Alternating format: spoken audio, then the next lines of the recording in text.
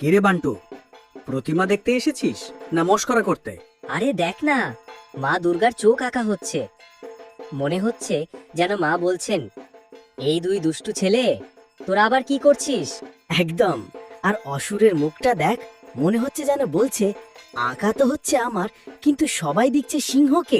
আরে বাবা, সিংহকে দেখবে না তো কি, তোকে দেখবে নাকি?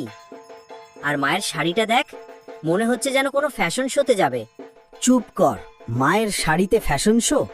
তোর মাথায় খালি আজে বাজে চিন্তা ঘোরে। আরে বাবা চিন্টু, আজে বাজে কেন হবে?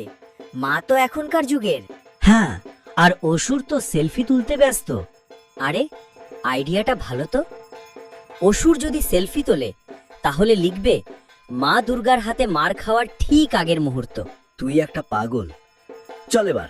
আরে দাঁড়া, এই দেখ কার্তিকের ময়ূরটা। মনে হচ্ছে যেন বলছে, আমি এত সুন্দর, তাও কেউ আমাকে দেখছে না।